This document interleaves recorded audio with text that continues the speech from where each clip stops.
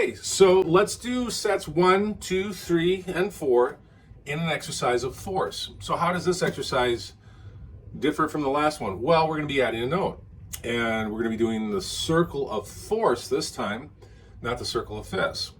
And the way we're going to do this is we're going to play the chord, but instead of starting way up here, we're going in the opposite direction on the circle. So we're starting here. Okay? Set 1. Here's your 3 shapes. I've got the classic D shape, right? I've got the partial A and the partial F. But here we go. I'm going to start here. What I'm going to do is I'm going to play the chord, I'm going to find the third, and I'm going to play 3 to 4, the 2 notes.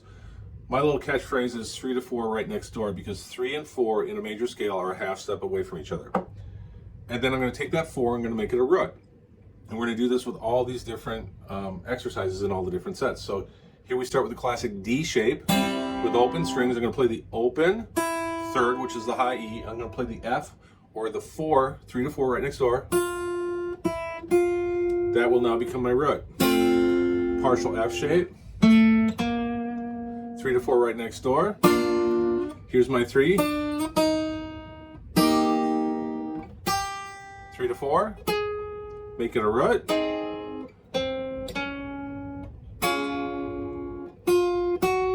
to 4. Made it a root. 3 to 4.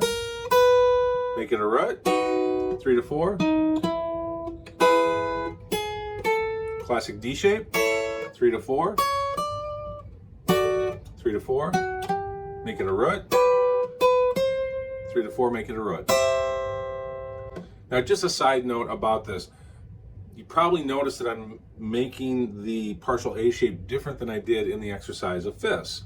In the exercise of fifths, I did a 4, 3, and 1 for that partial A shape. In this exercise, I'm using a 2, 3, and 1. Why? Because when I go to the next chord shape, I'm ready for that shape. In other words, let me just example here. Here I am, classic D shape. Right? Now, I'm not going to use my 2, I'm going to use my 1. I have to do a little shift, but that's 3 to 4. All right, now here I am on this partial F, and here's what I mean by this. I'm going to go 3 to 4 with my second finger, rather than going 4, 3, and 1, it's going to be 3, 2, and 1, because then when I go to the partial, from the partial A to the classic D shape, my third finger is there ready to play that D shape. Okay? And this is really a side note, but I do throw the stuff in like this just to talk about when you're playing, you're always prepping yourself for the next move. And it's little things like this that you do when you do exercises that give you this insight into, hey, I want to do this way of playing it versus another way, so I'm moving more efficiently to the next shape. I know it's a minor side note, but it's those little minor side notes that as you watch videos like this, tend to give you little tips that can help you in the future. All right, so that was set 1 in the exercise of force. Thanks for watching this video. Again, I'm Phil Olson.